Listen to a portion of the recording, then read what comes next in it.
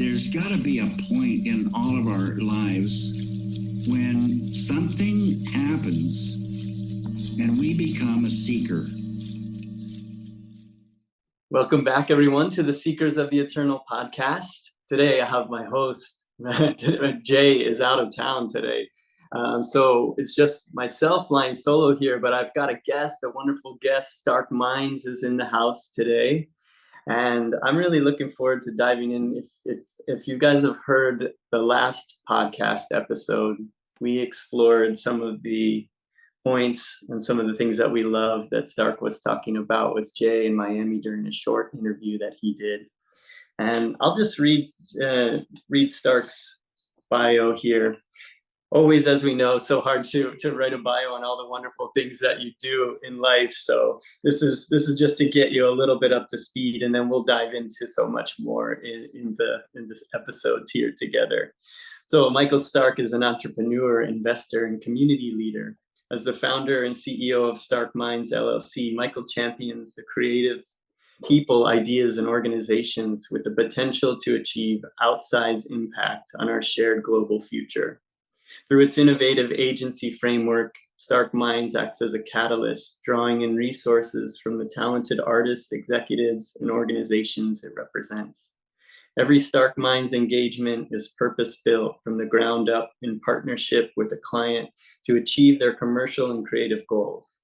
Common areas of support include capital raise assistance, go-to-market strategy, channel and partnership development, management and representation services, graphic and creative design, belief, commitment, vision, and creative problem solving can make all the difference wading into the blue ocean.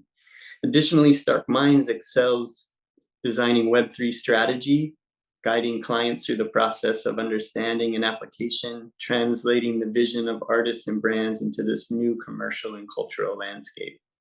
Stark also grew up in western suburbs, in the western suburbs of Chicago, and had a particularly unique upbringing. Michael's family was one of the first to adopt a girl from China when it opened in the West, and subsequently took in 50 plus foster children from all over the world. Through this experience, Michael learned that everyone has a story to tell and something to contribute. Michael's story led him to the University of Notre Dame, where he earned a BA in marketing. Michael later earned his JD and MBA from Loyola University in Chicago. And he's now the Chief Community Officer of the Royal House of Medici. So welcome, Michael. It's so nice to have you. And I'm sure there's so much more we can dive into here with this. I'm looking forward to the conversation. It's my pleasure. I find great joy in convening with fellow travelers, and getting to meet Jason in Miami and just the team. And I very much am a seeker, and to seek with others is a particularly joyful experience if it's done with intention and towards shared goals. And digging into the podcast and your work, as I've become introduced to it, has been just a really great experience. I just want to say thank you for what you're doing, and planting your flag to lead these conversations and to put it out there and attract people to it. And I'm very glad that magnetism has brought us together to have this conversation, and we even got Jay out of the way, so we can actually really we can channel it today.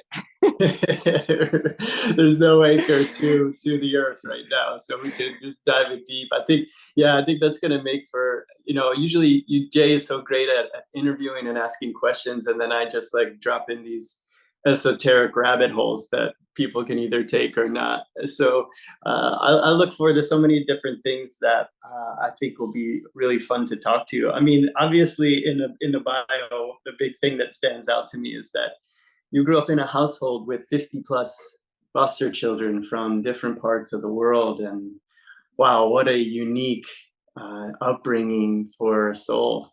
It was just so it's funny because you don't realize how abnormal your life is in some ways, but then gradually it starts to dawn on you over time, and then suddenly it does, right? It's I remember we had a family meeting after, I have two biological siblings and my youngest sister. We had a family meeting, and we said we wanted to adopt, and we all just voted like everybody said yes. We were all kids. We were just like, hey, we get like we get a sister. That's amazing, right? Mm-hmm. And my parents just were left. They went for a couple of weeks to China. My grandparents came. They came back, and my sister was part of like the Fu 11, which I think were like the first 11 girls adopted from China, and she was left in a cardboard box in Nanchang as an infant, right? It's like, it's just, Mm-hmm. you realize like the ways in which we come into this world, and the experiences, how little of them are directly in our control at some throughout that,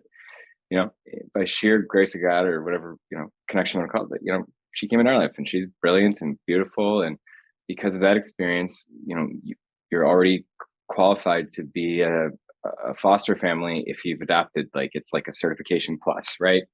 So after that, the adoption agency had called and said, there's this program that it's called Healing the Children. They work with Doctors Without Borders, and when they find kids they can't help in the field, like they look for families, and so we helped put together some resources in Chicago, like with hospitals, and so we were able to get medical care donated for kids, and they come live with us as long as they needed to. So visas and all of it, and then they get patched up and they get sent home. But so I've had siblings from infants all the way up to one time I did have an older brother, and that's probably a bookmark story. But I actually had an older brother who was named Bamudu, who was from Gambia, and he was Muslim. And so I was in high school, and I'd be going to Catholic school with my tie on, and he'd be praying to Mecca in the mornings and stuff. It's just a really unique experience to share a room together, but also to do so.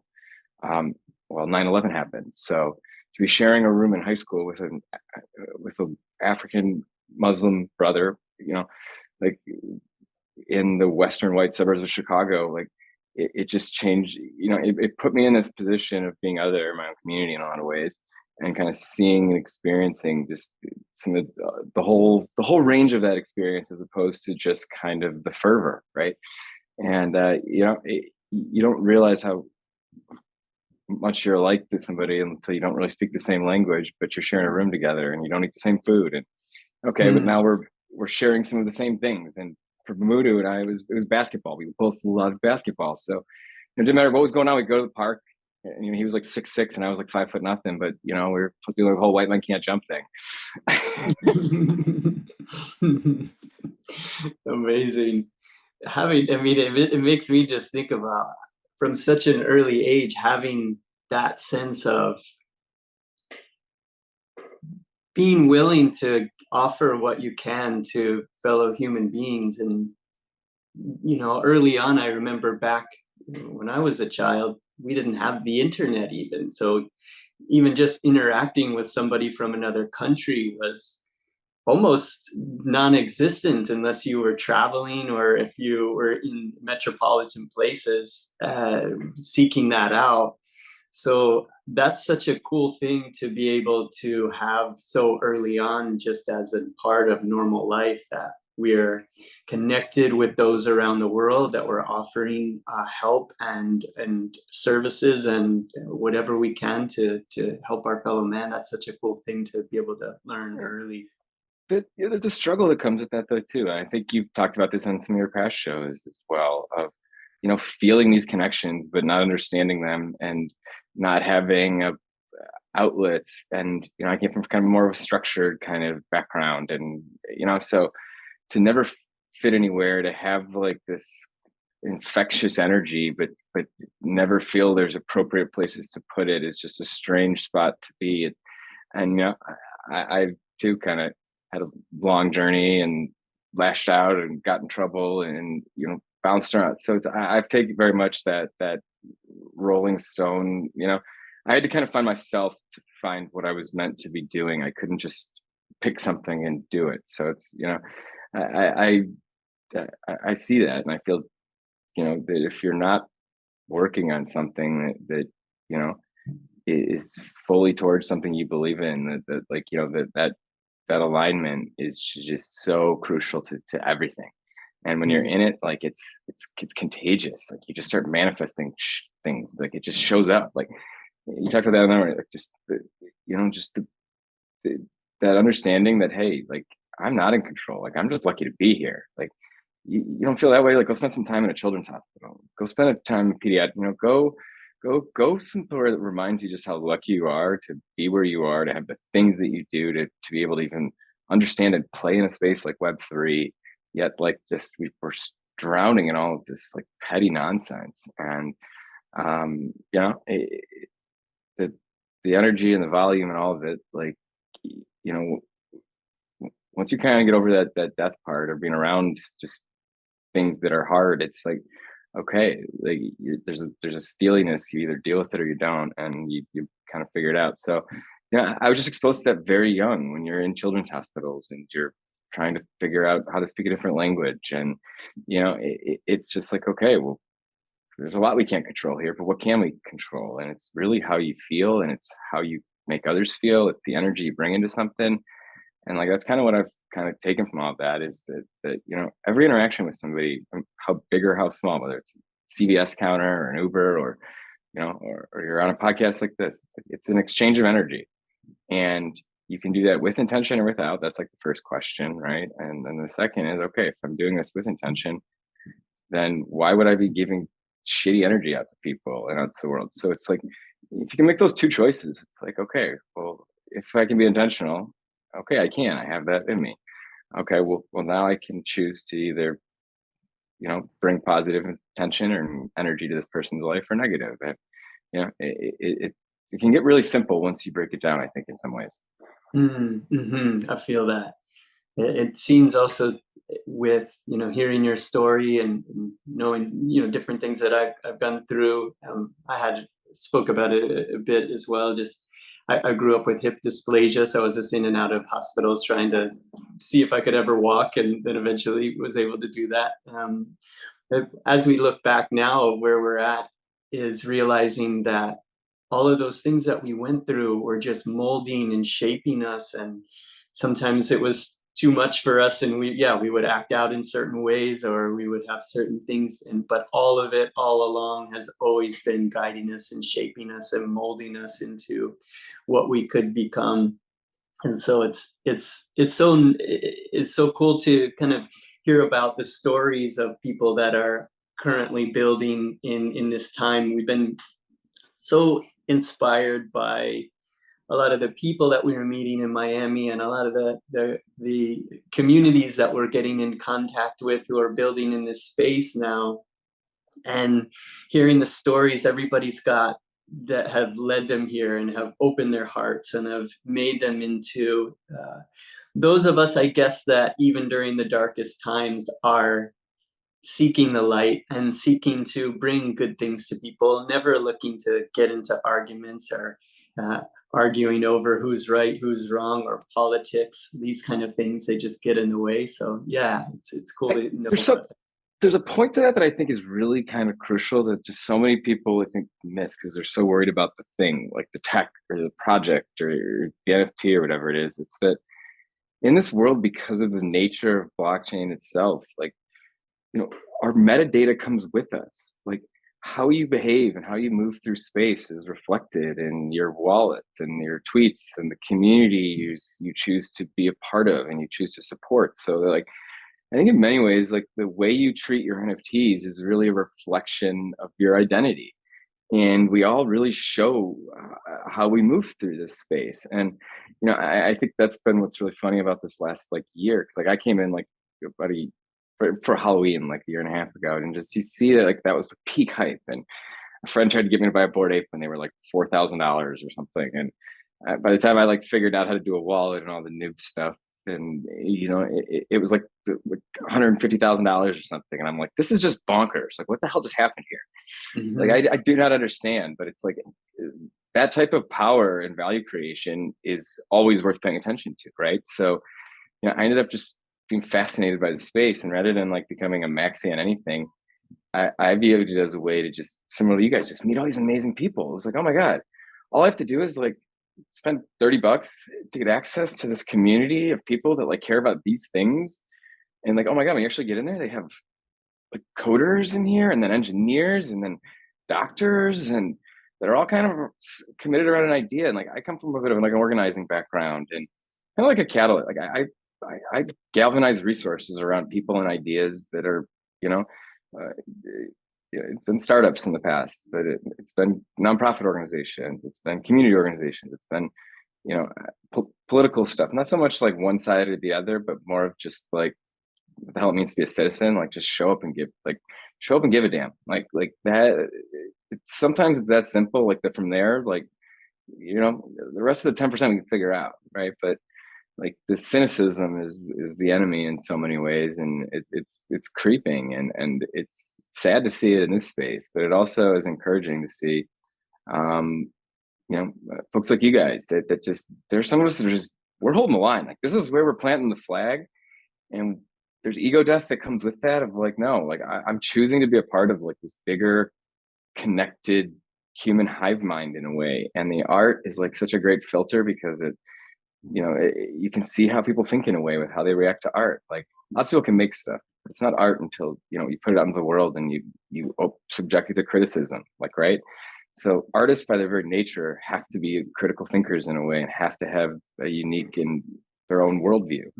And so, you know, art is just such a kind of like a perfect metaphor for this. At the same time, it's becoming more valuable than it's ever been before, because, you know, our entire commercial internet is built off of the ability to command eyeballs and, you know, engage people and win hearts and minds, right? And so I think the the, the line between being able to do that authentically and disingenuously is going to become a Grand Canyon over the next couple year or two, especially if I have my way. Like absolutely, like I'm, you know, be water. Like I'm a river, and we're going to run through that. And I know you guys are kind of on these ideas too of like, no, let's, if this doesn't represent us, like let's just make our own thing then. Well, let's evolve, let's adapt to carve this stuff out. So it's such an exciting time, and I really just try to take a lot of my experiences and, you know, look at them with soft eyes and use it to try to bring hope, because, you know, hard things are hard, but if you get through them, you know,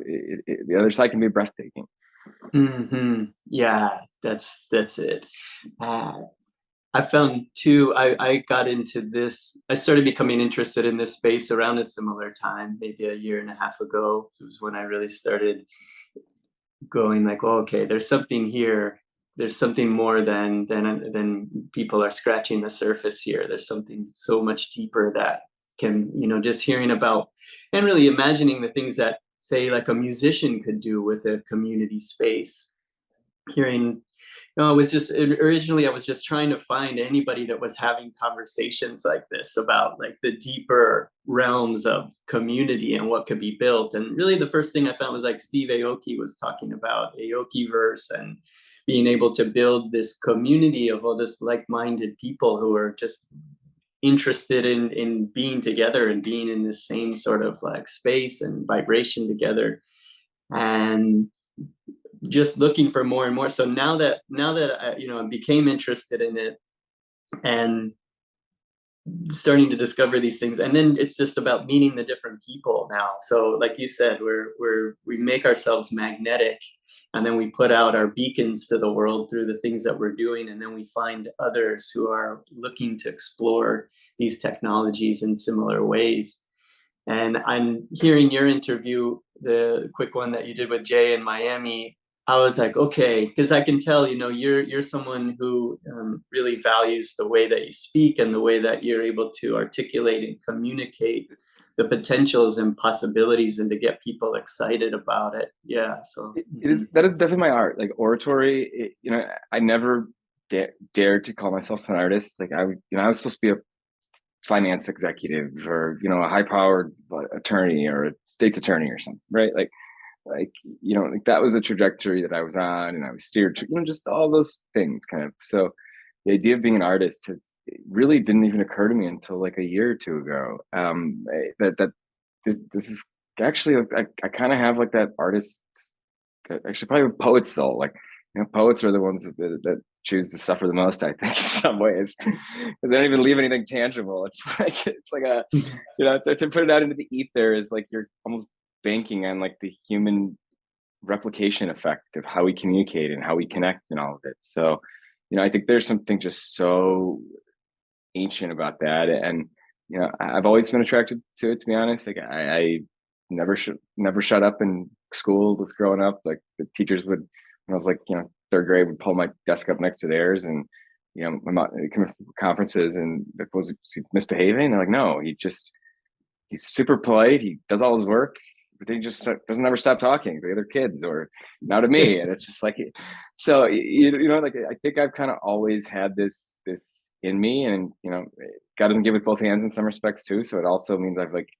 have, some spectrumy things where I just like miss things. And so it's like, I, maybe deficient in, like, I think some self-awareness or some kind of other, like, reading things. So, like this combination of having to like deal with and understand all these different types of people and situations, plus, using language as a way to kind of combat that like social anxiety spectrum kind of stuff. Like, so it just became this way of, I think, connecting with people where I could use it to understand, almost like echolocation, right? Like, just putting words out, you can kind of see what happens in some ways. And once you get over the fact that you're going to say embarrassing things and you're going to embarrass yourself, it's like, okay, cool. I embarrass myself all the time. Yeah. Right. Like, okay, that means, well, you win some, you lose some. Right. And just this journey. So, in high school, I ended up trying to play football, and that lasted like six weeks. And I was like, this is terrible. I'm just getting shit kicked out of me. So I joined the debate team, and I ended up competing at a very high level in mock Congress and impromptu and, Lincoln Douglas, and, love history and all of these things as well. So I started studying oratory, and I have studied Rabbi Heschel and Dr. King and Fred Hampton and Malcolm X and Cicero and, Pericles, and, the people that can wield a microphone to change it. Like, that's a different kind of thing. Yeah. Jay and I talk about this a bit too, of how when you do find someone that really inspires you, how you can tune into their energy, into their works and images of them. I have a guru, Paramhansa Yogananda, and I use images of the great saints to be able to tune into their vibration and to be more to channel them. And I know we can do that with any great hero that we have. We're all doing that anyway with something, even if we're not aware of it. So it's good to pick one of high caliber that we're knowingly, consciously channeling. And I don't even do the idolatry side of it. I've almost kind of like built my own canon in a way of like people that I take bits and pieces from. Like, my vision for who I'm trying to be in this next stage of my life and career. And, I'm sure it'll change in 5 years because, that's just life.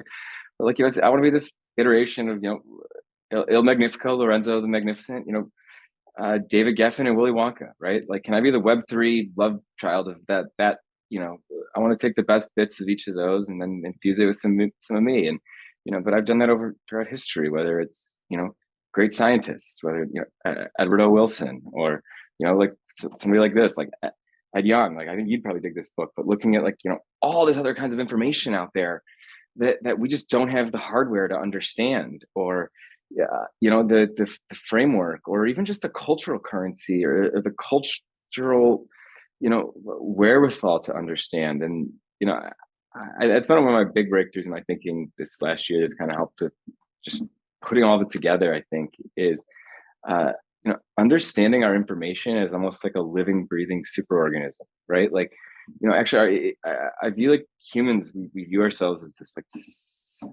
a separate, apart from the world, manifest destiny. It's very Western too.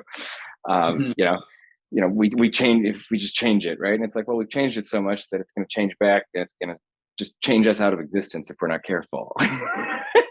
Right? Like, so the stakes of this have gotten so much higher that I think that call to arms, and when you're in our world, that's not a gun, that's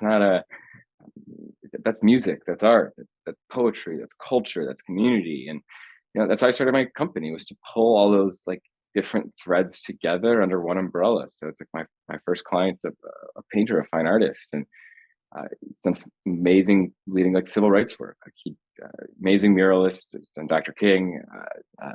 God, he's just he did this piece of the Siege of Granada. It's like a 14 feet wide, 9 by 9 feet tall, oil on canvas. And it's, the end of the 800-year period of history where Jews, Christians, and Muslims lived in prosperity in Spain, right? Like, there's just so many little stories and fabrics and, that are all, I think, reflections of these big humanist kind of philosophical ideas that the spiritual traditions can get to. You can get to it through walking. I get through it through meditating in a sauna. Like how we choose to tap into all these things is a personal journey, but it's one that you have to struggle for in some way to kind of find your access points. And I love helping people find that in ways that they don't expect. That isn't like it's not guru. It's not like, just come do it with us. Just come play. It's I kind of try to do it through play is really what I would describe it as. Is there's playing with kids in hospitals, whether it's, my big break into the arts was with a music tech company about 6-7 years ago. I was the first investor in an entrepreneur in a company called Songfinch. John Williamson, he's amazing. He was a rapper, producer, managed some artists, had a label. Like, they were quite broke, like huge. Had a tech company that like was on that path, and then had some startup shit that just how life is. And that's venture capital, all those fun things. But yeah, it's this idea of building this network of musicians to tell other people's stories, like in like this personal gifting lane. And we struggled for a long time. Like we pitched the big all the stuff to raise money and get traction. And we pitched the same one as Cameo one time. And like Cameo went on to become like $1 billion company over like that year. And like we almost ran out of money like 4 times over the next like 2-3 years. Like but we were almost doing like the same thing of like, okay, we're going to be like the middle person for these like human to human interactions. Right. And Cameo was doing like C-list celebrities doing shout outs to, frat bros for their birthday. And we were having like world-class musicians and Grammy-winning songwriters that nobody's heard of, like writing a love song for your wife for her birthday, right? It's just like, it's always harder to do the real genuine thing, when people are going for that quick flash in the pan hype. Like we stayed the course. We never deviated. We stayed the course. And like, we had this one woman who ordered like 18 songs or 19 songs. And we called her. She was doing her and her husband's soundtrack to their life, basically, because he was going through Alzheimer's, and that was his way to like remember who he was each morning. It was just like, wow, this shit is powerful. And then I did a program with doing songs for families that lost loved ones and conflict here, Gold Star families, and just seeing the healing power of music, seeing it with the art and what I was doing with Holiday Heroes, and after law, I get into pediatrics and all that. Like, so just seeing the ability to use culture and that connectivity to bring folks together. And now Songfinch, we just I think sold our 100,000th song. We had artists, musicians making $50,000 a year working from home during the pandemic, getting better at their gift, telling other people's love stories, connecting and building their fan base. And we just raised $17 million. Quincy Jones invested in us unsolicited, and told us he thought it's the most meaningful thing he's seen in music in a long time, and he'd be honored if we'd take his check. And then from there, like The Weeknd and Doja Cat and Craig Kallman, the CEO of Atlantic Records, invested. And like I was the first investor, and I raised the first $500,000 to start that company. So to like just see what like it's weird because I haven't like realized a lot of the benefits and the status and like the money of the things that I've achieved in some ways. So I'm in this like really interesting lag period where I don't have all the trappings, and I don't think I really want them as much anyway. But to know that like some of these ideas have been validated to the point where like I don't have to pretend, I can see them spreading joy in the world like in real time. It's just wild.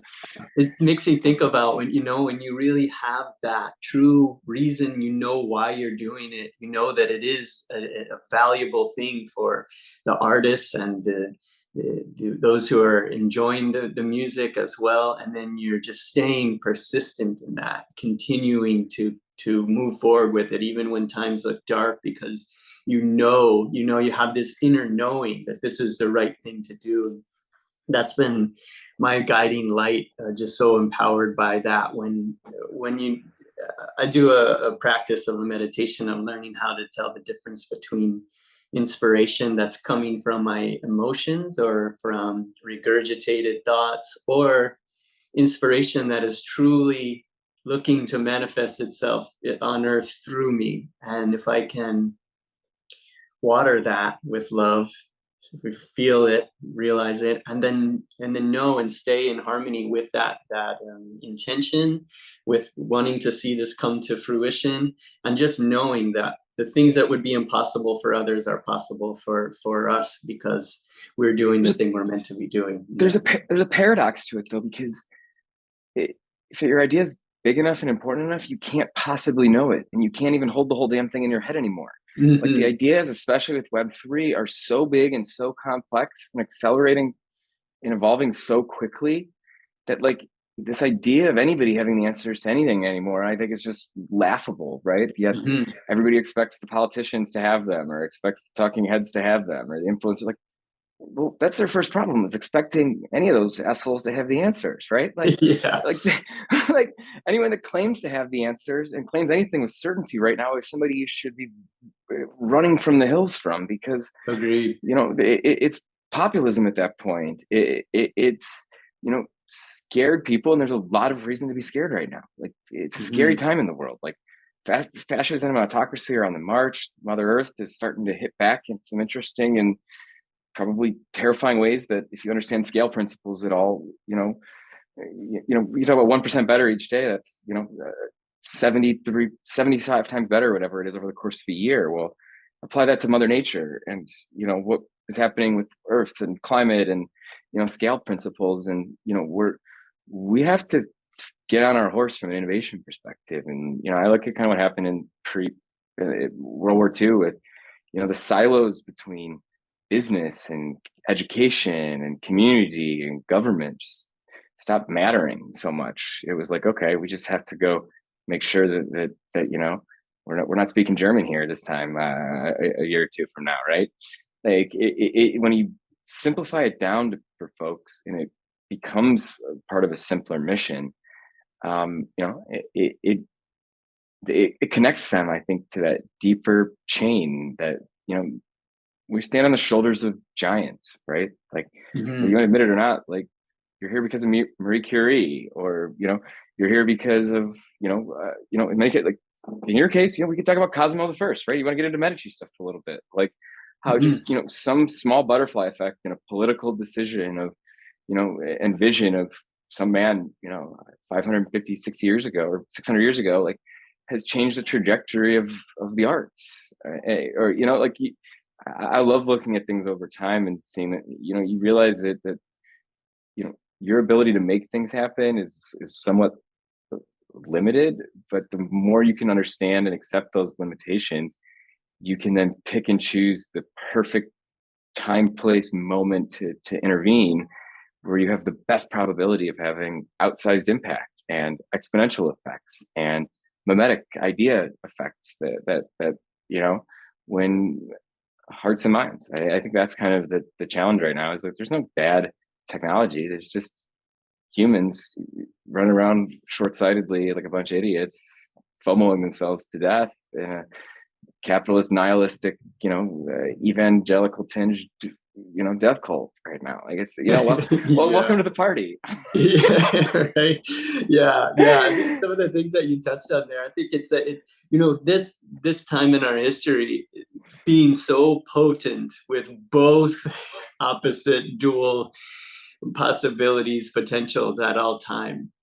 Yeah, we are. I notice, we are going through this real shift, especially for artists. I mean, especially for everybody, but since we're in this realm, I see it most with artists. And this time can be very scary, can be, with my Instagram feed is full of resistance towards AI, resistance towards Web3, resistance towards these things, because there's so many examples of people using them poorly and for nefarious reasons. And then with the introduction of AI, just being afraid of almost like stealing the art from so many artists who have been creating for so long, and now anybody can Great, just but then yes. you know, don't Mhm. don't let the fascists be the only one to have a typewriter. Like all this Web3 shit is just a fancy new typewriter where you and I can both own the page together, right? Mhm. And have proof for everybody that you and I created and own this page together, right?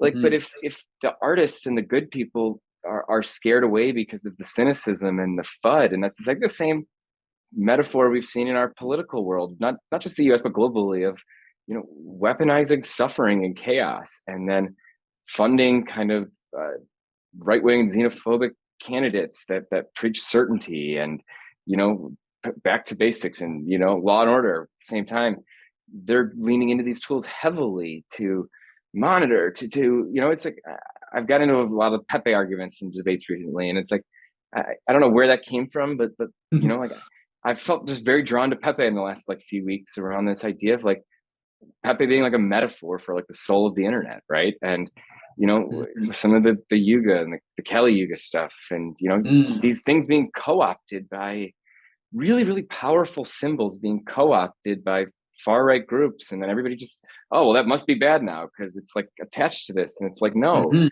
it can be really bad if we let them take it, though, for sure. Yeah. Yeah. I That's how I feel as well. It's up to us to use these tools. If there's no truly creative artists with really beautiful visions of the future working with these tools, if we just say we don't want to be a part of it and we give it over, then it's such Luddites. a we've like given up.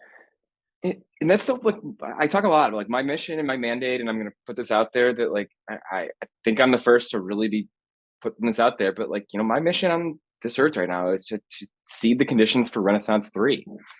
And I've been studying intersectional innovation, I've been studying ideas, I've been studying evolutionary biology, I've been looking at this from so many different lenses and physics and faith, and ultimately it still comes down to the organized effort of a bunch of people, right? Like that when the world goes to shit, a bunch of us, some of us pick up swords, some of us pick up pens, some of us sit around a campfire and come up with some new ideas, right? And I think just the conditions, Renaissance 1, you look at what happened in Greece, and a flourishing of civilization and society in a new way that allowed for kind of new roles to emerge. And from that, you have an Aristotle, a Plato, a Socrates, a Pythagoras, a Pericles, that are all pulling like eternal truths almost out of the ether, right? Mhm. Like they did that legwork for all of us, right? And then there's a whole, the Romans protected, preserved, and expanded them by through engineering, right, and architecture and conquest, but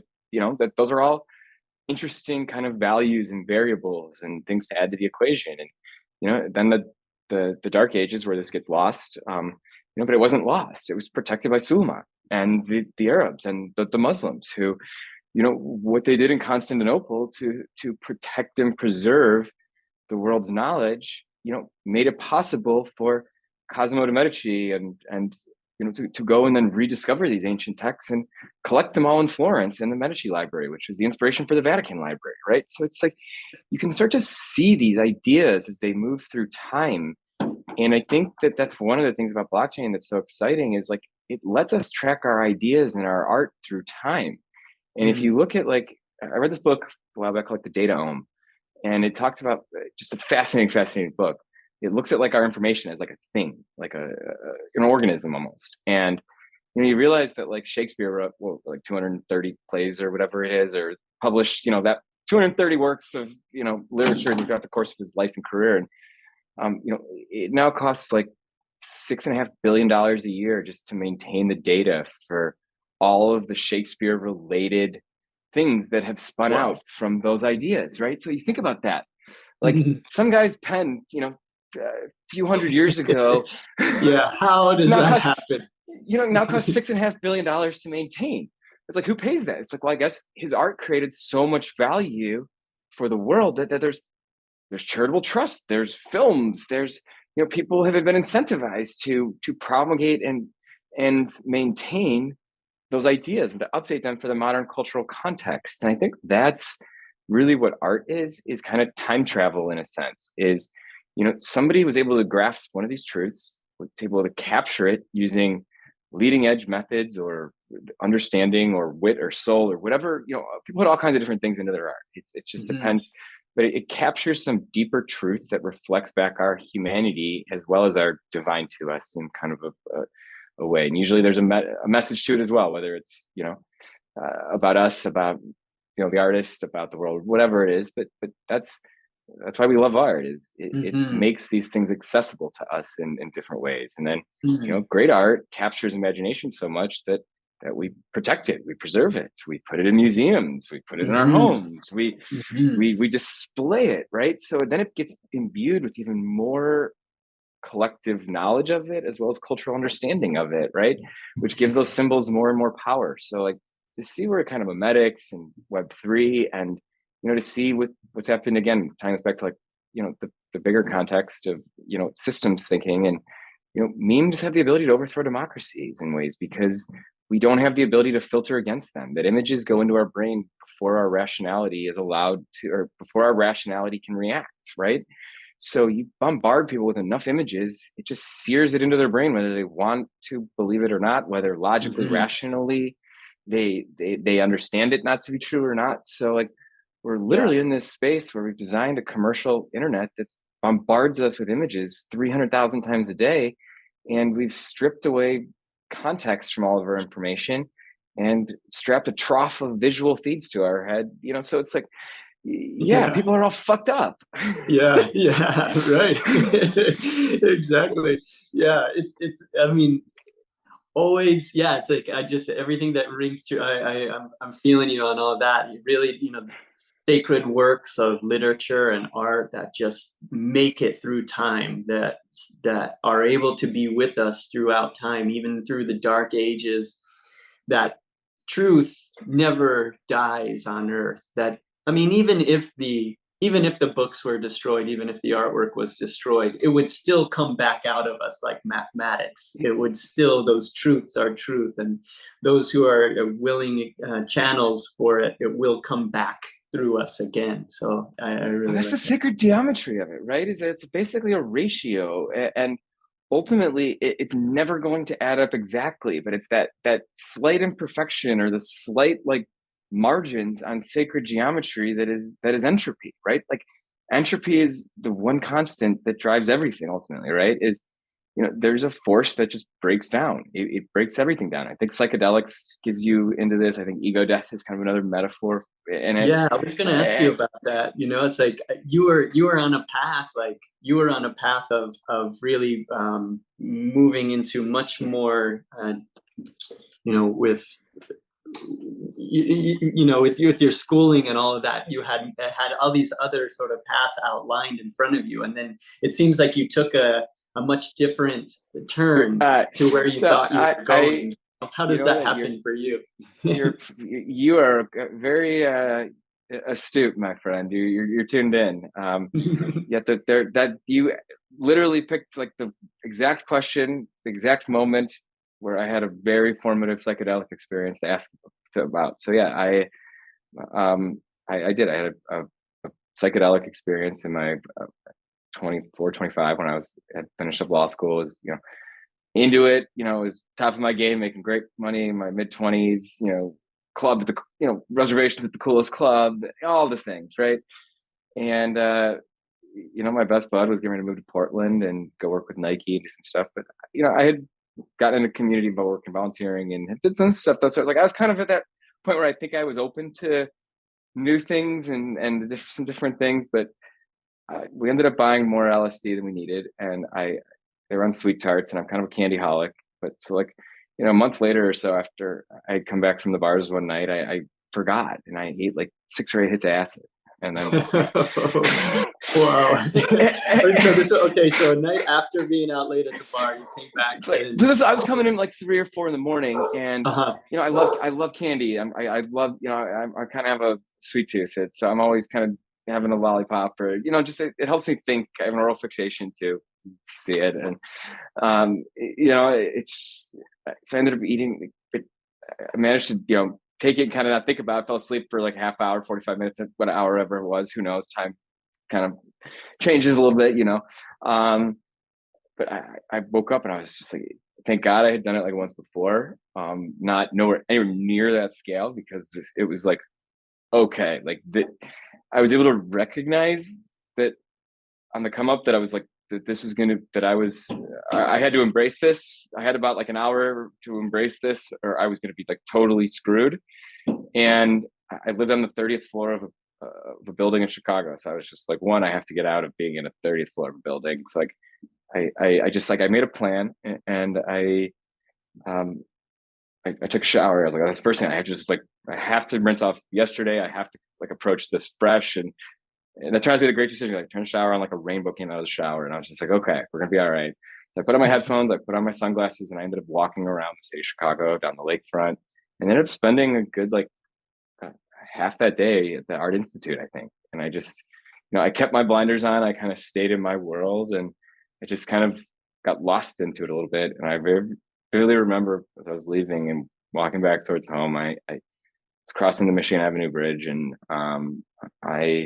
there's a homeless guy playing like saxophone, and I could see I really just like was avoiding this guy. I felt so sad or guilty, or just I could just see his gravity through space in a weird way, and I could see that like he was actually giving something to everybody else, and he was like giving them a lot and like really putting something into it, but because they couldn't understand like the package or the vehicle, but I could see like the music and the vibrations almost like coming out of him and his instrument, and like it was a gift to all these people. And I don't know, I ended up quitting my job 2 days later as a consultant and doing some of the legal stuff and all that. And I then one of my friends from kind of startup and had reached out, and from there I ended up becoming the first CEO of a pediatric children's charity out of Chicago called Holiday Heroes. And I grew that pretty significantly. That's where I met my wife. But I spent the back half of my 20s galvanizing resources to throw just bang in awesome parties in pediatric hospitals so kids could feel like kids. And not just like around Christmas time when everybody wants to like show up and feel good because they watched Scrooge or something. It's like, no, like if you've ever been in, which you have, if you've ever been in long-term or critical care, you're a frequent flyer in those places, like it's difficult. It's hard on the spirit. And just I made it my mission to bring what was it, a much needed dose of joy and normalcy into the pediatric setting. So like, and then from there into the music, it's just like, so really I just try to infuse, if I can, because of this unique energy I've been given, I think, a sense of joy and wonder. Like if you don't have a sense of joy and wonder now, then like fuck off. Like there's like the world is so full of interesting things and people and possibilities that are all open-ended, and it's so depressing. But I refuse to let that cynicism and that the tragedy of all of like the slow unfolding tragedy of what human beings are doing to themselves and to one another right now is just, it's painful to feel and watch. But I refuse to. It's like, no, that's why we have to do this. That's why that's why I picked up my microphone. I have a podcast now too. And it's just like, no, we have to show that, Francis Fukuyama was wrong, that, that history didn't end in the 90s when Reagan and, the capitalists won. It's like, there's a whole new chapter that needs to be written for how we think about ourselves, how we think about our world, how we think about our businesses, how we have to rethink it all, like strip soup to nuts, or we're proper fucked. Like we will die. Yeah. It's so potent right now. And thank you for sharing that story. And I'm so glad you had that sweet tooth and had that 6 hits of LSD. And also too, having that experience and then allowing it to change your life. That is a huge, from one, or 2 experiences that you had with it, but really hearing the call and then listening to that call and heeding that call, that's no small thing to jump on it when you know that this is a true shift that you should make. So nice work making that happen. I know it wasn't even you doing it.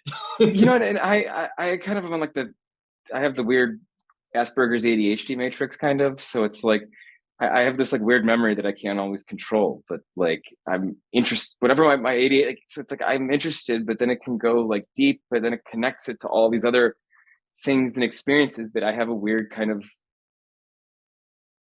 full and places, and like it's a visual audio, so it's like these people and things have become like pictures or proxies for ideas in my head. And it's like now when I meet you, it's like I can reference it to some of my experiences with Muslim culture, or studying the Bhagavad Gita in college, you know. So it's like, or you know, Mandelbrot with what he's done with sacred geometry, or you know, I have an 1111 tattooed on my, you know, on my chest. I had one of my artists do in New York for me, or in Miami for my first show. It's just like, you know, like I'm just, to be open to it, as you kind of started this show, as like to be a vehicle, to be a receptor, and to be willing to just follow it, and just focus on steeling yourself for whatever may come.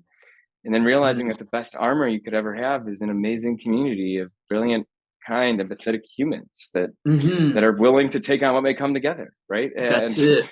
There's so much power in that, and that's what we're being given with this space. I'm so glad that I, you know, heeded the call to go down this road, because at first I had all the same issues with it, of course, that everybody had. It took me a lot of real time and research and meeting people and having conversations and digging into it, just because I did, for whatever reason, I felt a draw to it, but I still didn't like the rapper. I still didn't like it. But then, Same. yeah, and then realizing, wow, because I've always had in my mind that it's just about, and my spiritual teachers, they talk about how your environment is so much more powerful than your own willpower.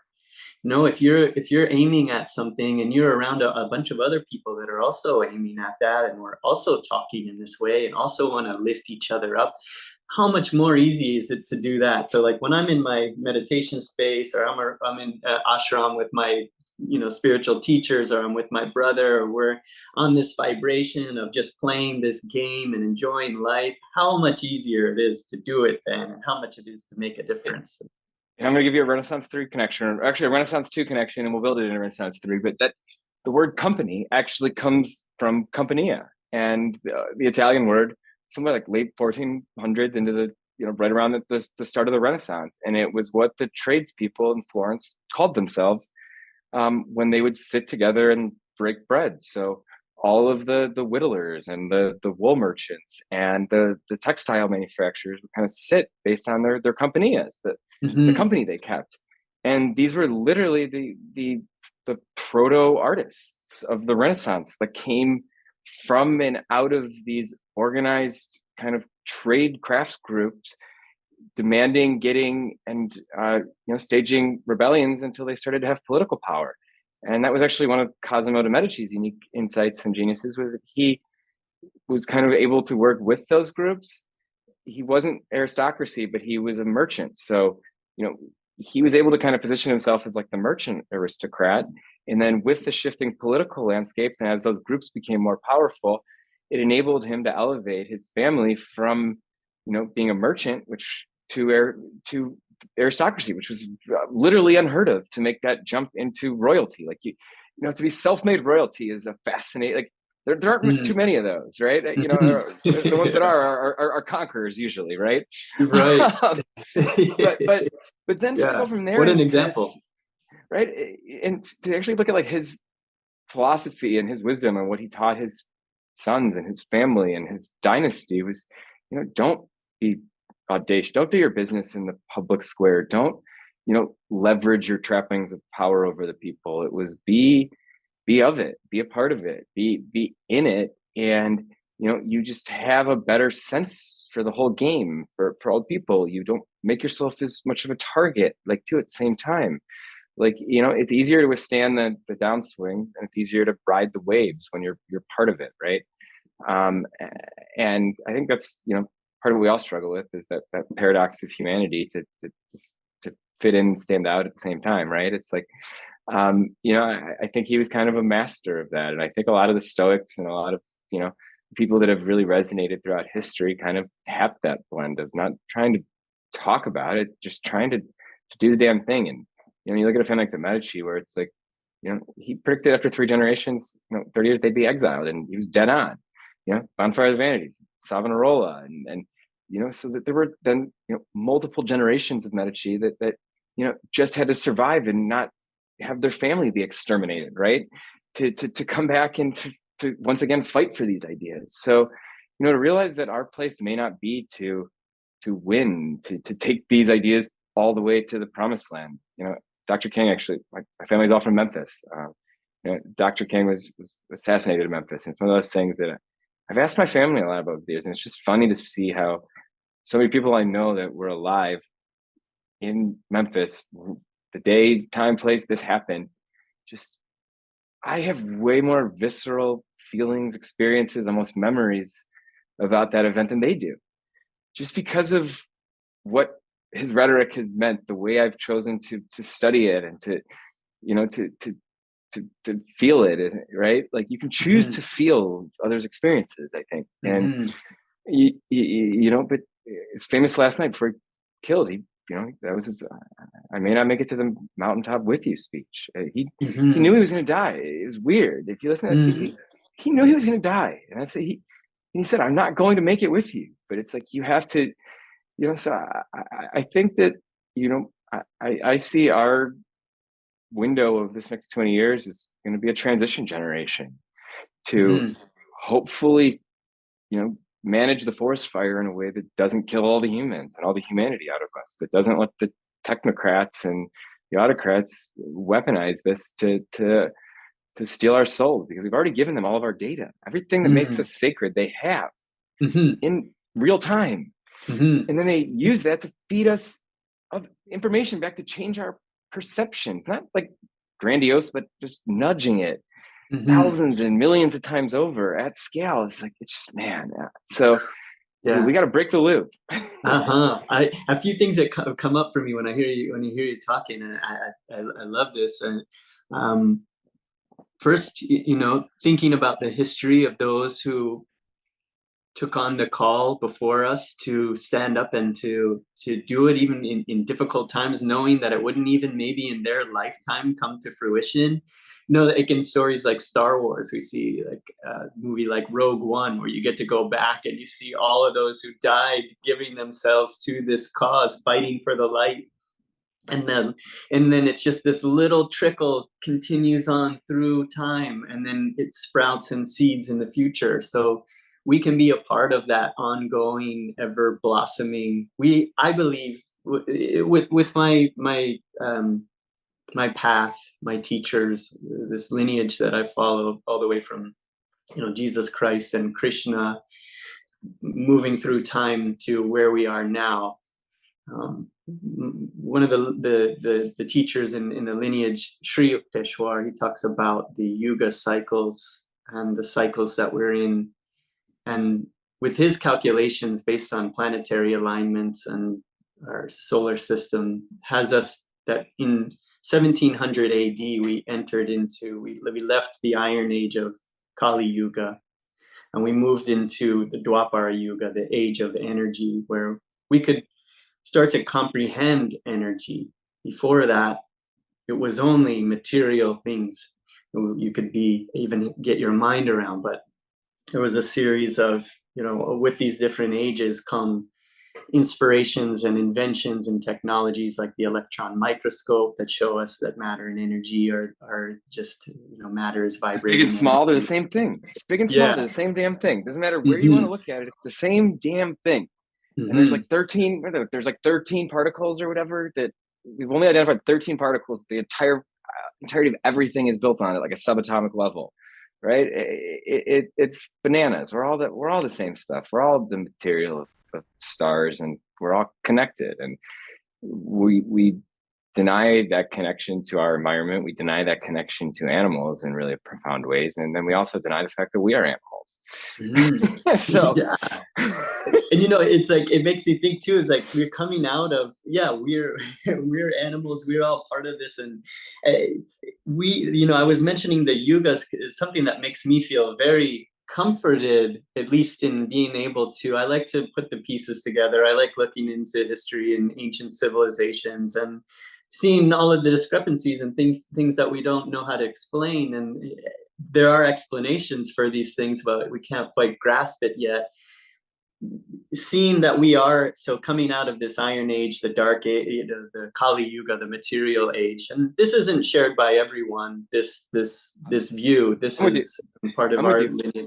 No, I'm with And you. That's the Enlightenment. That's when all that stuff. The next generation of Enlightenment thinkers was right around that. And if you want to go to like Strauss and Howe and the generational theory of history, like fourth turning, like no, we're overdue for a turning that we've held back because of the technology we've built and the ability to kind of insulate ourselves from change through our engineering, both physical, social, mental, emotional. And basically we put our devices on repeat for 20 years and stopped innovating. Like we've not really been innovating because we've just been regurgitating the same, nonsensical kind of media influencer crap for like 20 years now. And we've let the biggest companies buy anything innovative and just gobble it up. So yeah, we basically and it makes sense pause. because we were coming out of that. We were coming out of that Iron Age, that dark age of materialism, and now we're having this energy, this understanding of energy coming up, and the technologies, and they're trying to use them in the way of the materialists. They're trying to use them in that way, and we're in this ascending age. So consciousness is elevating, even though it's like we're in this, like you said, this transitory state. And that's that's what we're in right now, and that's why it's such a fascinating time, because who's really good at deploying models? Industrialists, right? Like, so yeah, of course,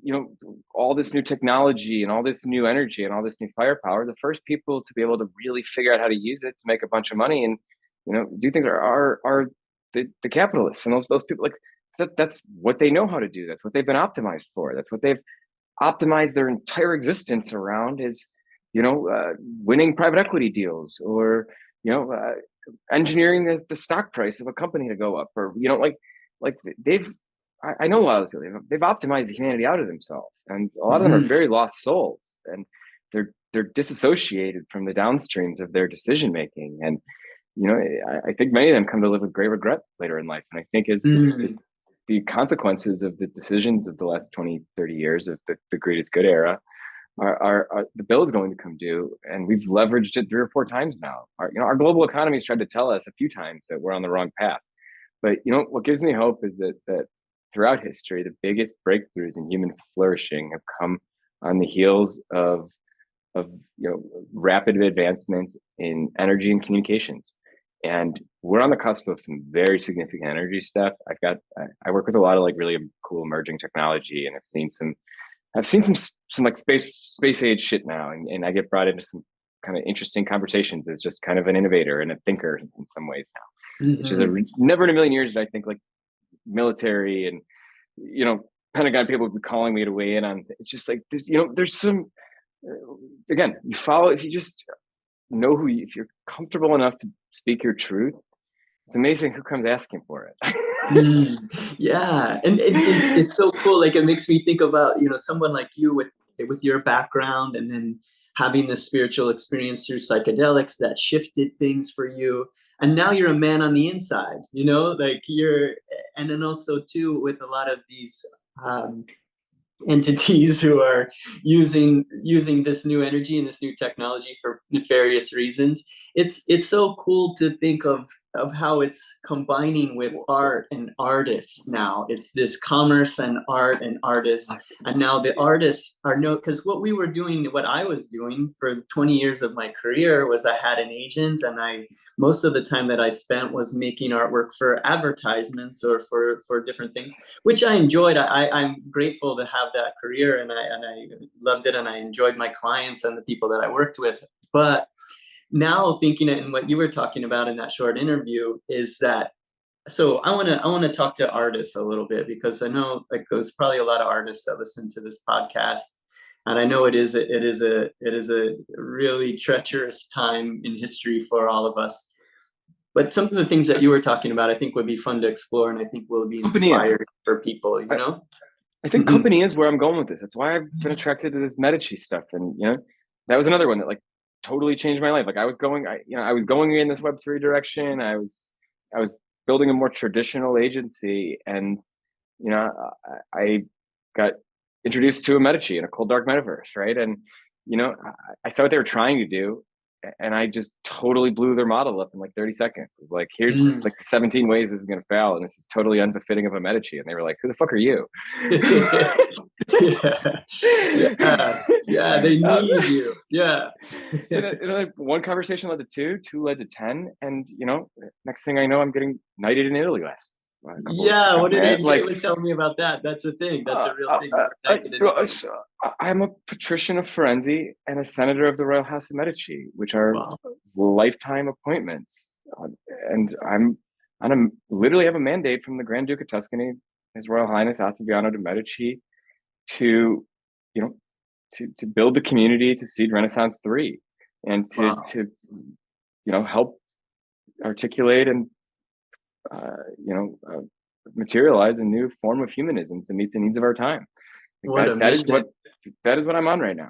That is what that is like. And I like, once I kind of helped like understand that and pull that together in a package, that it's been wildly complicated to deal with old Italian families and Web3 degens and international banks and crypto, and to get all of these people to play nice, and then to get 39 artists to show up and support us. 39 artists come together of all different backgrounds and disciplines and locations all over the world to use their particular medium. We ask them to try to push it, but to do so channeling the old masters, to channel this idea of Medici, of Genesis, of rebirth, of the old masters. So we offer resources and support and some music to help develop pieces. And so then we, like Claude just do like an amazing narrative photograph that he somehow prints in a way that just it feels and looks like an old master, and like you're looking at a Raphael or in some ways. And watching people try to struggle to figure out, am I looking at a painting? Am I like, so our whole thing was all these different types of art mixed together, of oil on canvas, of animation, of AI art, of poetry, of that all told this story of Renaissance 3. And part of it was to challenge the viewer to actually, it doesn't matter what you're looking at. Be open to the idea, not whether it's trying to define if it's an oil painting or if it's AI. Like, if you can't tell the difference, then good on that artist, right? Like, it's what I would say. Enjoy, and something I think the message that I want to share for artists, and we're talking about it now, is it's about what you're conveying. It's about what you're bringing into the world. It's not about the medium anymore. And it's about your message and what you're, in your story that you're trying to tell. So for those who are afraid, it's like, this is gonna level us all up. And then how different is that from what you just told me about how this used to be, where you basically had an agent, disintermediating your connection between the people who experience your message and your creation of that message. Like, literally, you were disintermediated out of some of the most important part of art, which is that it's experienced and critiqued, because that's how an idea evolves. Is it touches somebody else, and then they build on it, they apply to their context and their lens. And talking about oratory is kind of my art. Like, I went to Notre Dame and I did not fit there. I almost got kicked out like 5 times. I got kicked off campus after my sophomore year. Was told that I was a detriment to the community. Just but it was a super conservative, kind of insular white Christian school, in Indiana. And it's a brilliant school. The people that go there are some of those brilliant, beautiful, kind, empathetic humans. But culturally, it was a hard place for me to go from living with African kids to just like an ignorant, quiet racism, just in some ways, of not like intentional, but just baked into it, that if you haven't experienced those differences, like, you don't see it or know it. So I just remember, like, this my first Obama was running for president that first year, and I didn't vote, but I just kind of was a curmudgeon and just pushed for McCain, just argued with people, because everybody supported Obama. So I just kind of argued for McCain, but it exposed me to Obama. And then, by the time I was graduating, it turned out he was, coming for a second term, and he was my commencement speaker. So I just remember this whole experience of kind of like pushing back against him, just resisting kind of to resist without even really thinking about it, just because it's arguing, I guess. And then to watch him come to my campus as a commencement speaker, and all of the corporate and astroturf protesters were there. The goofy Baptist invented churches that blow up clinics and things, and they all came for like a month and a half to my school, and like editorial, just watching everybody turn on this guy just because he had a different political position on some things, and it was just a crazy thing. And then watching him get booed while he then delivered this just remarkable speech, and he made a point in it that has stuck with me to this day about it moments like this when really it's clear that we're all missing something that requires people of open hearts, open minds, and good faith to come together. And I've been, that line just stuck with me, and it's something that I've now built much of my career and life on, is finding those people and helping them organize into new structures and new ways of being, and often helping them find a community or a tribe, because to be those people makes you vulnerable, and the world often takes advantage. And if you don't have resources, or you don't have people around you, or you don't get that big break as an artist that changes it for you, like you could very much be selling art on a street corner, of sacred geometry in New York outside a subway, right? Like the character arcs of these are not that different in a lot of ways.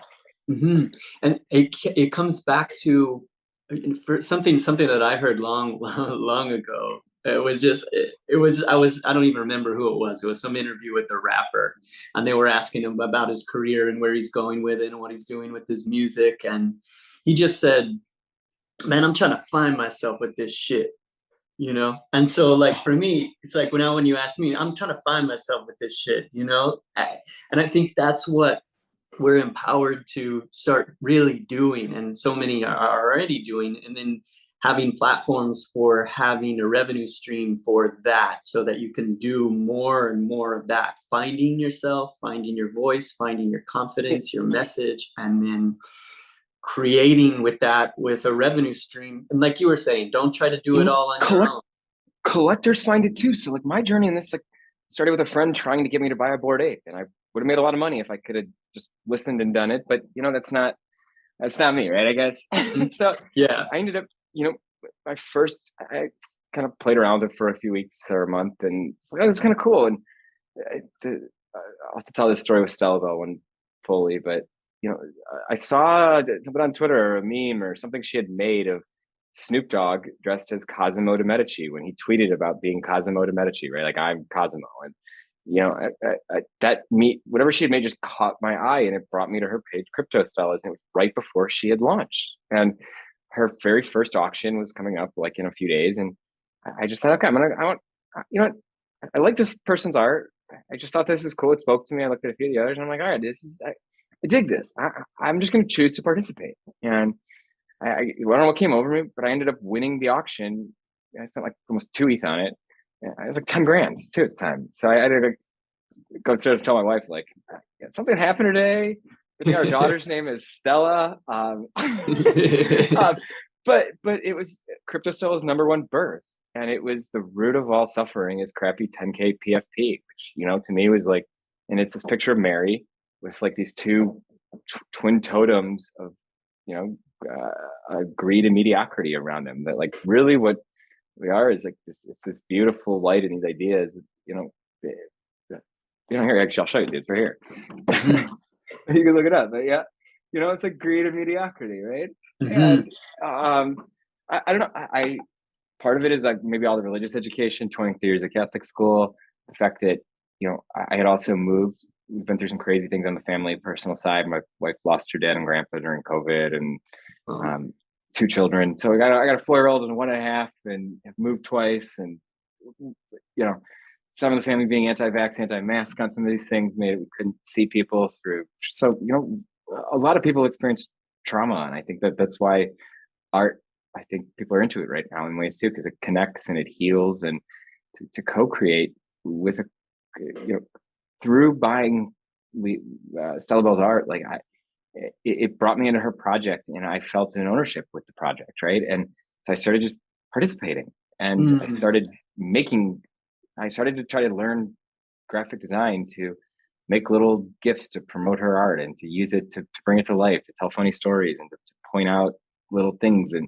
But she's, kind of a vasari of this world, where she's organized the first crypto artists collective in 2016 to just help like make it easy for artists to make things and earn money doing it, like that they wanted to make. And so she's been kind of doing one-of-one portraits of like the people, the names, faces that have been making this space. And it's kind of taken on this like sinners and saints mentality of like, there are true builders in this space. And like, we call them white rabbits. Like, they're people that I would just follow into the rabbit hole.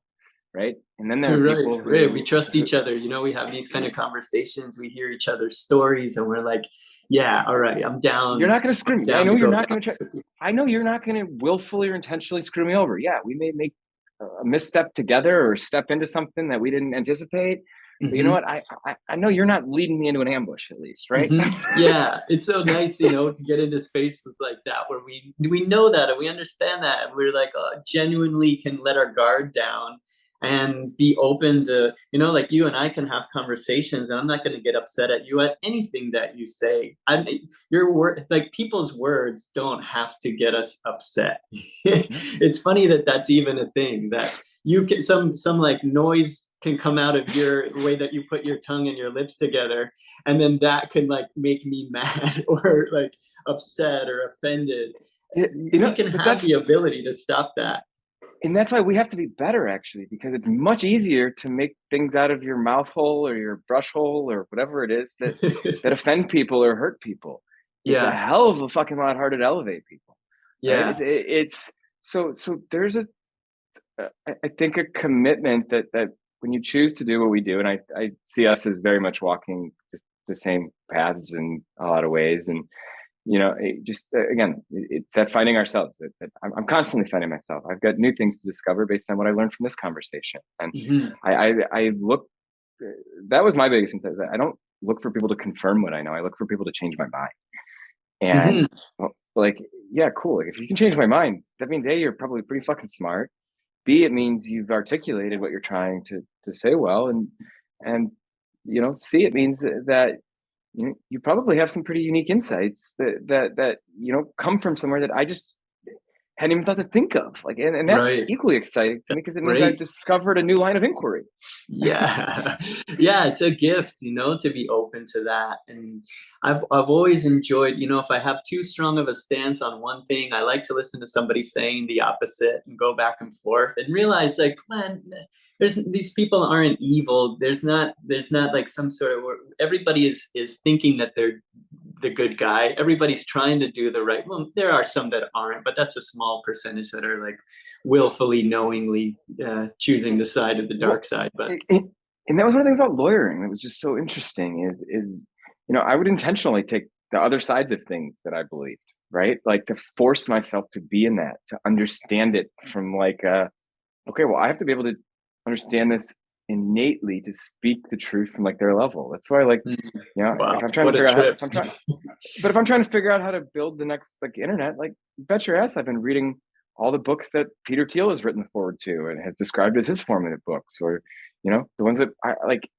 understand the builders who built the last round of this infrastructure, and it makes a lot more sense, right? And if you start to just view this as a tool that can be used to build anything, and literally I think it can be used to build almost anything if you fast forward the time here enough, of like this new commercial internet that connects us to our data, to Internet of Things, to robotics, to all the world's information. Like, we're entering I don't know if you have heard of like Harari's stuff, Homo Deus, and where we're kind of sapiens and this stuff starts to go. But like, I've seen enough on the science side and the genetics side, and even in like the prosthetics of like what Hugh Hare's doing at MIT, of like, with what amputations are doing now, where you can have basically like a connection that you could have an infinite number of useful limbs that you could attach to yourself that weigh nothing, that extend, like, that might not be a crazy choice 5-10 years from now, that like, would I want to give up my left arm to have a proto arm that I can switch into 50 different kinds of things that are connected Wow. into my brain's hardwiring, because the synthesis, what do we call it? That what's that other, the sense nobody talks about it, our perception of, oh, it's like our sense of self and movement and like the world around us. It's kind of like our gyroscope, like our synesthesis or whatever it is, or Mhm.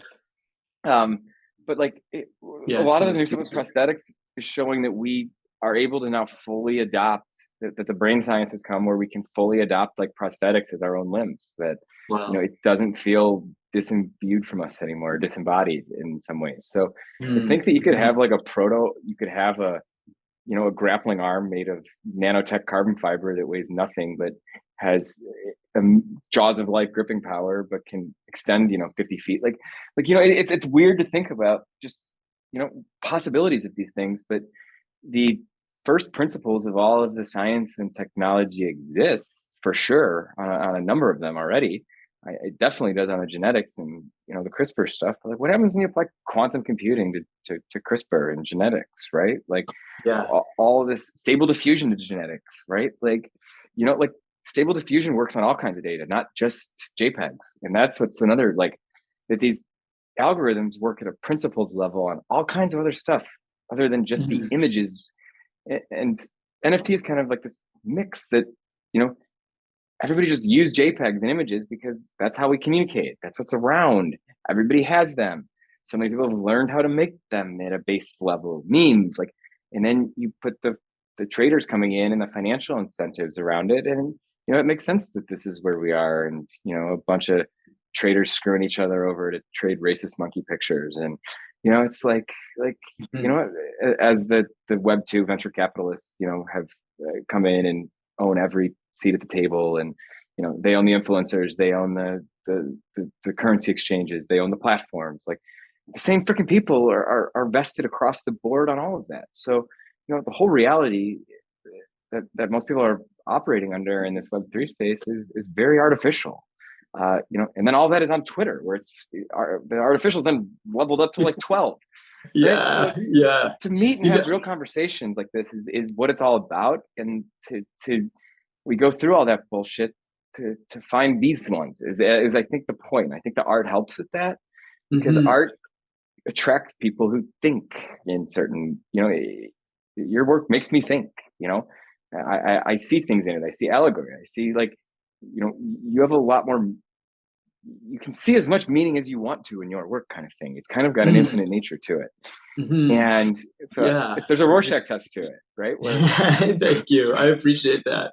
Yeah, that's, I think, like putting all that depth into it that allows for synchronistic opportunities for others who see the artwork to be able to make a connection, because there's so much depth in a piece that you can get out of it something that maybe I didn't even intend, but I intended for you to have an experience. So that it's nice to hear that comes through for so people. so Yeah. so that connection is like so key to it all, though, right? Because at that moment of connection over the art is when there's like a true openness, and the ego goes away and people are open to new ideas. That's why Hmm. art has been key to revolutions, why album covers, all these things. It's like the art puts people in a mindset where they can let go of some of their identity beliefs. They don't have to Hmm. be, Michael the raised Catholic. It can just be Michael the monkey talking to, Yes. Chris the monkey. And if you look at consciousness and how it emerged, it was from, it looks like primates and this ability to wonder and to have a sense of awe for nature.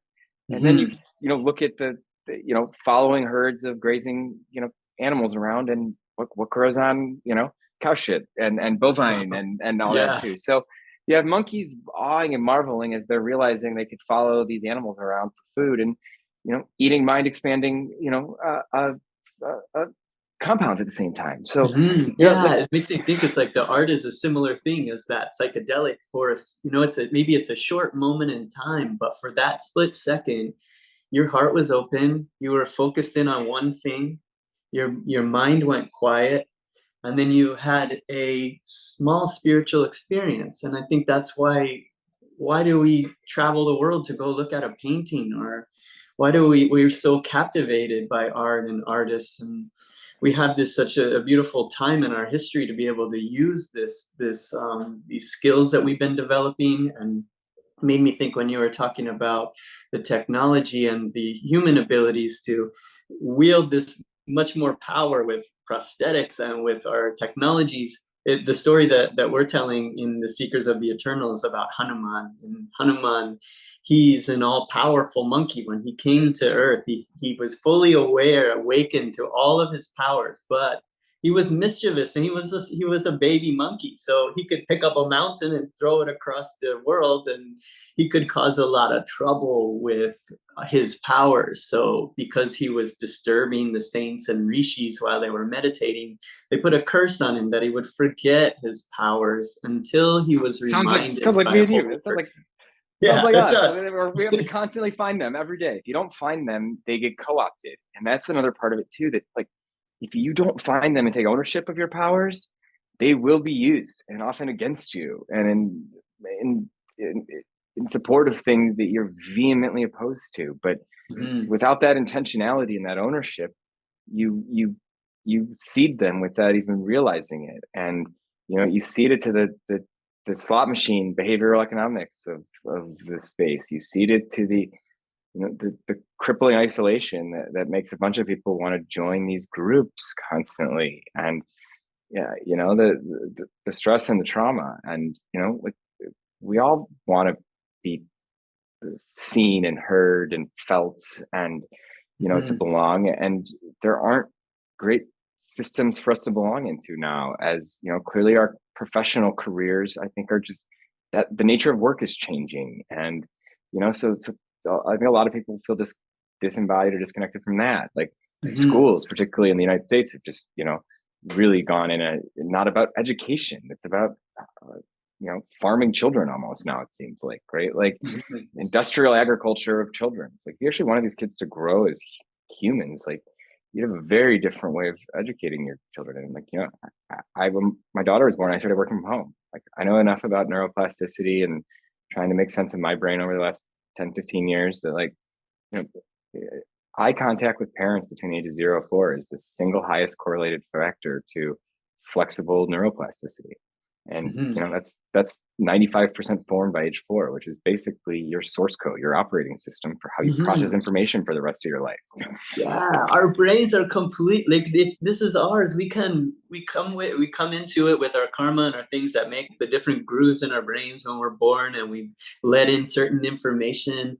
It's our thing that we can work on through our whole life to learn how to bring in, make new grooves in our brain that are allowing thoughts that are uplifting rather than ones that are tormenting us. And that's what culture is, though. I think culture is taking a responsibility for that shared output, right? In a really meaningful way, it's taking ownership and accountability for that shared collective output of our ideas, right? Because human beings, by our nature, we take a long time to develop and grow because we have big brains that take time to mature. Well, really, it's kind of the superorganism is us, like literally like our physical, our genetics, our human selves, our data, our information, our culture, and our environment. Like our epigenetics, we pass on information about literally like the real-time weather and food conditions in our epigenetics to our children. So like, if you're overweight or obese when you conceive as a man, like, you're going to actually pass on epigenetics that tell your children to consume more because food is everywhere right now, because of that. So like, literally, like, our bodies adjust and our epigenetic switches change based on the environment around us. And then when we're born, it's that culture that levels up our ability of our brain to develop and understand the world around us. And we willfully and intentionally put limiting cultures on so many of like minds. And then the ones that try to deviate out of them, we slap the shit out of them. We force them back in, whether through corporal punishment or peer pressure or algorithms or, whatever it is. So yeah, like, my mission is to be a 101, to be something that defies algorithms as long as I humanly possibly can. And I never want to be able to be cataloged or classified by an algorithm. And that's why, like, trying to put me on a piece of paper is hard, because you know what? the moment you can put me on a piece of paper, I'm trying to change. Yeah, try to catch me. I'm always shifting, always evolving, always changing. And yeah, it's like all of this is it should spur us on. Like hearing this conversation, I think I want everybody just to listen to it in a way where it spurs us into joyous duty, and action towards becoming part of history in a beautiful way. Because the previous Renaissance, they were in a darker age, they were in a material age, and now They we were are coming out in of the this Black Death. more awakened, enlightened age. So this one can be so much more powerful, and it can last and evolve and move forward. We're in such a fascinating time, and like you said, it's a call to arms. Without our weapons, our creativity, our weapons are us uplifting ourselves and then giving that to the world. And I We have even to want to do teach. things through some Web3. I was going to see if you this idea, like, it's been coming through of really Lay it on me. gathering, like, you know This is like what I do for a minds. living. So people throw ideas at me, and I Mhm. help figure out how to catalyze them. So lay it on me. Yeah, I've been having this idea come through about gathering other Web3 communities like minds, like we're doing now, and on a weekly basis. This was something that my spiritual teachers did during the pandemic when we were all locked down. We had this week where every week, every Thursday, we would get together at 10:30 in the morning, and it was called Warriors of Light. So this would be like all of us who are warriors of light, gathering That. together, maybe through like a Oh, Twitter space or so something like that. I call this like my charged charged many ponds charged particle like theory. That's kind of my thesis for Web3 is I've seen this work in like it works both in Web2 traditional communities as well as Web3 of of being open and engaging and like kind of immersing yourself in communities for a period of time to understand it. And once you can kind of do that, you understand intentionality, and then it's go develop some relationships there with people that you respect and trust and that you value align with. And then you basically have charged particles in all of those ponds, right?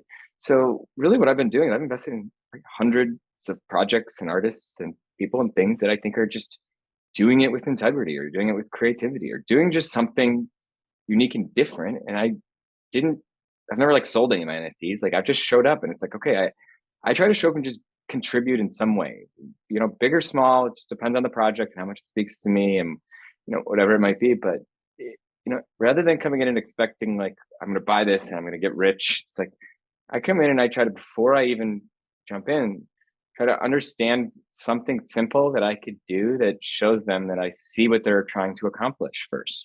And then I speak that truth or I support that and just say, hey, this is what I'm here for. I think, validating that you hear what they're saying, and just, it changes the potential of outcomes. And my thought is that as more and more of this stuff starts to get just bigger and complex and interesting, that having hundreds of trusted values aligned actors with unique perspectives from all different corners of this is the most valuable thing you could ever have. And especially if you can do so in a way where you're building muscle memory and you're building kind of the trust to activate concurrently. Like that's the piece that I think a lot of folks have missed with the far right and with the kind of getting into bed with billionaires and the kind of the autocrats, is that they don't have to be in a conspiracy to all be acting in an aligned manner. They all know their value structure. It's win at all costs, get rich. It's not hard. And when and when you have a bunch of people who are committed to that, and kind of it makes it so like the only way to be around it is to fully kind of participate and act in that manner. And if you don't, the rest of those players are certainly going to eat you right quick.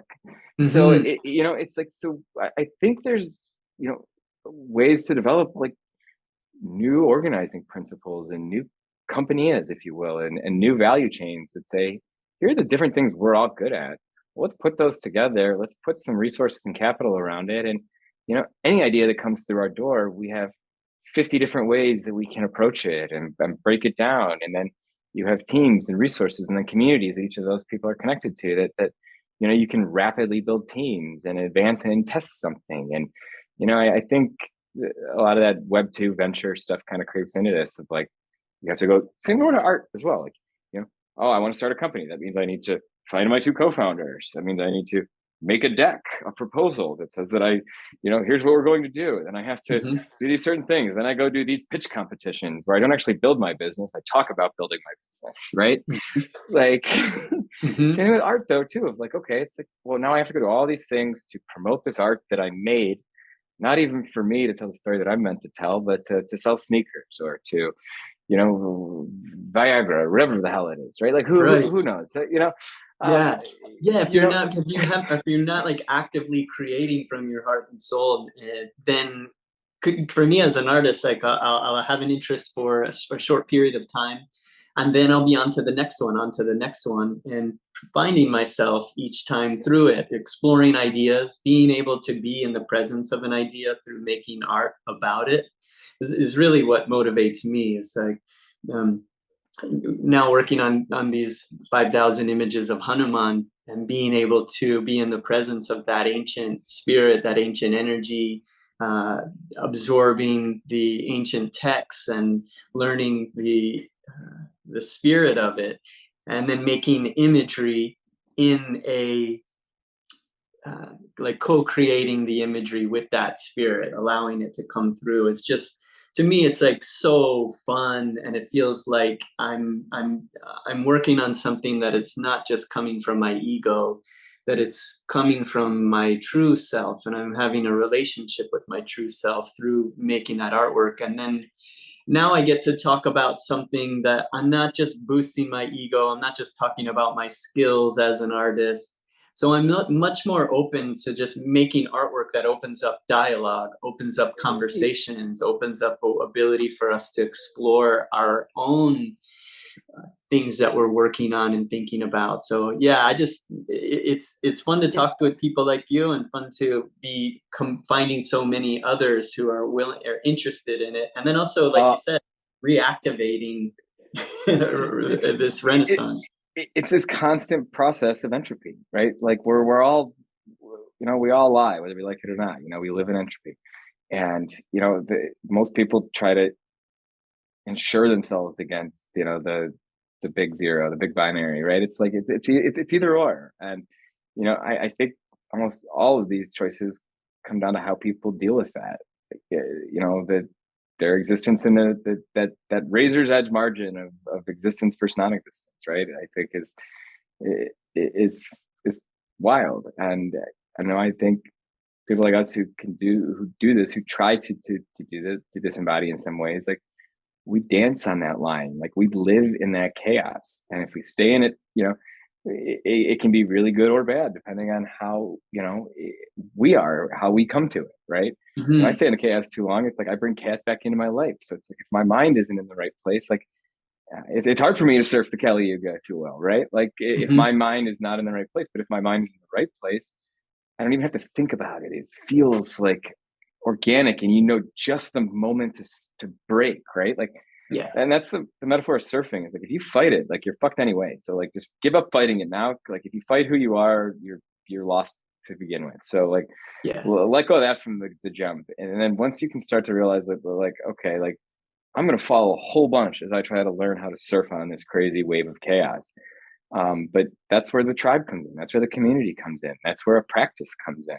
And my practice is people. It's conversations like this. Like I don't do small talk. Like I have a bunch of friends that I'll just call in the middle of the night like this, and we'll talk like this for hours. And a lot of them are artists. And I find that my church, in a way, is trying to reach these philosophies together, or to reach a bigger truth from different stories. Like we have different backgrounds and ways of approaching, I think, how we reach that place. But I think that actually makes us more powerful together. right? Yeah, I And agree. Yeah, friendship is magic, as the My Little Ponies say. You know, you've got a friend that can do the thing that you can't do, and then when you combine with your other friends, you can accomplish anything. So, yeah, I really love this conversation together. I mean, we're probably going to have to do more of them here in the well, anytime. future. So Get on the space I, together and keep it come on my going. podcast. So Hmm. I have a podcast. I just launched it about 6, 8 weeks ago. Stark Mind Show, and someone is I'm building my podcast is literally, it's, I'm building around this idea of like pirate radio. I'm building a pirate radio navy.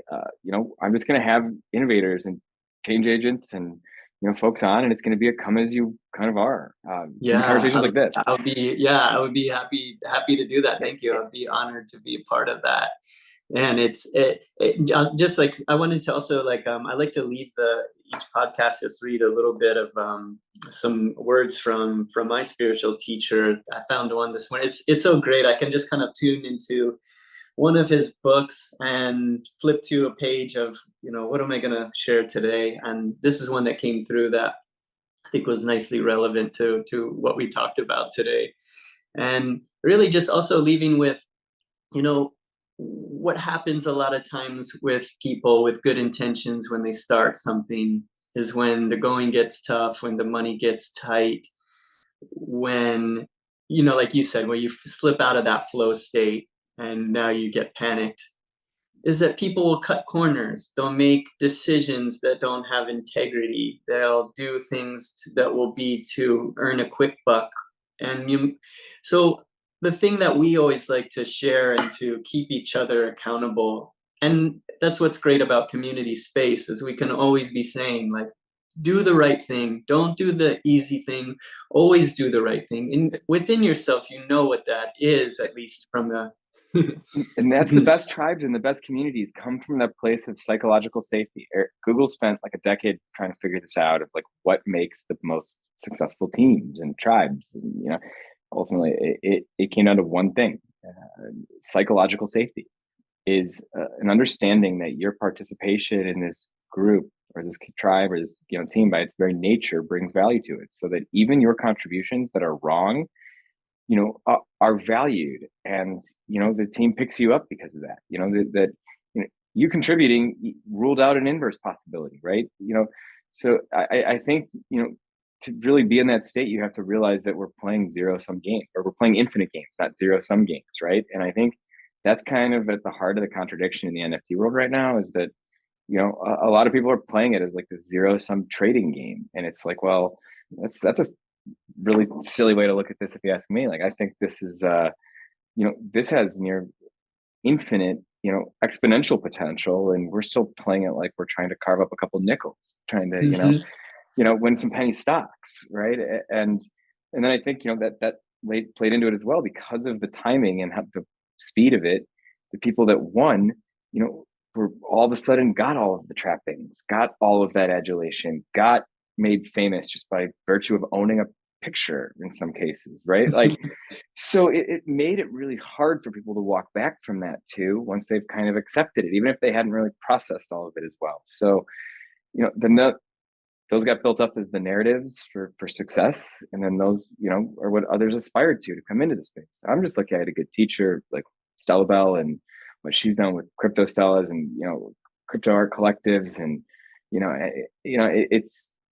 it taught me to be a different way in this space, and it's led me to folks like you. So I just want to leave it with gratitude that I'm a fan of both your art and your voice and your message, and for having the courage to step into the arena and take what you do and subject it to the alchemy that is Web3, right? Like it takes courage and resilience just to be in it. So let alone to be a leading voice and for the light. So keep on walking your path, my friend, and I'm always here if you need me.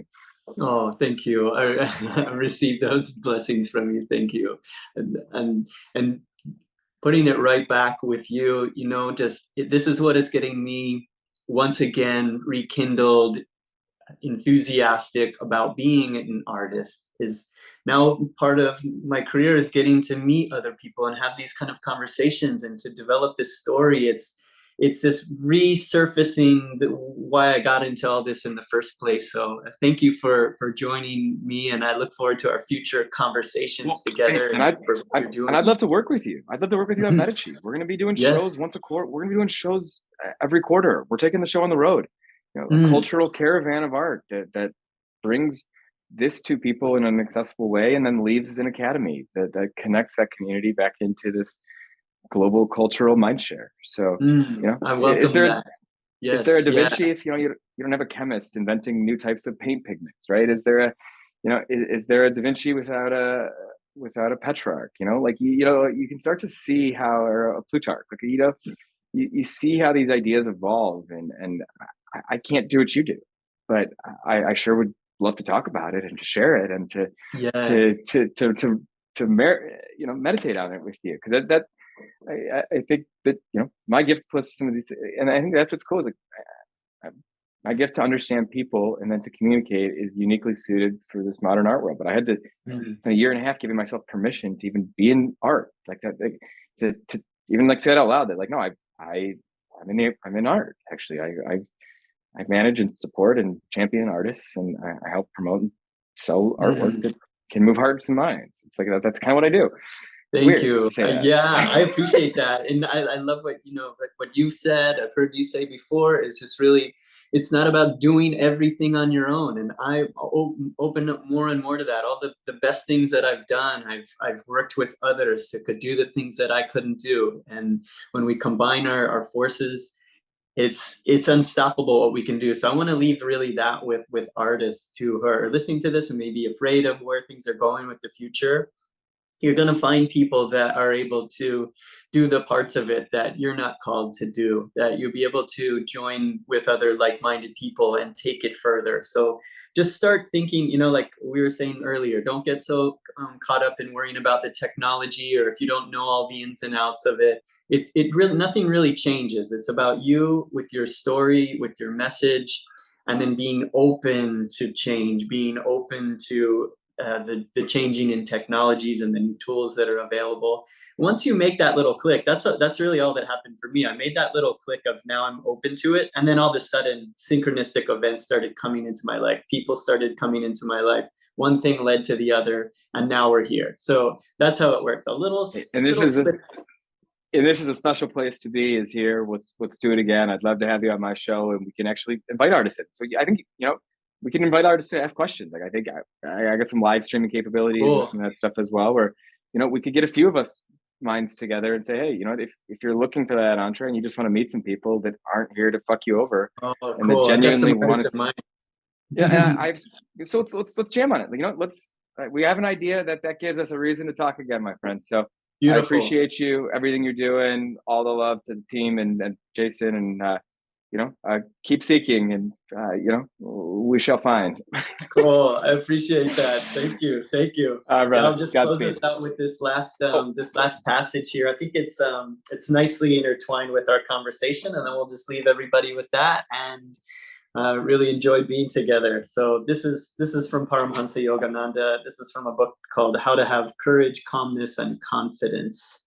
These are just collected words from him. He said, if you have an inferiority complex, remember that success, health, and wisdom are your rightful heritage. Your difficulty is due to weakness, which may have its inception in one or more factors. It can be overcome by determination, courage, common sense, and faith in God and in yourself. Therefore, if you are firmly convinced that you are a failure, change your mental attitude at once. Be unshakable in your conviction that you have all the potentialities of great success. Andiamo. Blessings, my friend, and we will catch each other again soon. So I look forward to that. Thank you. Peace and love. Peace and love.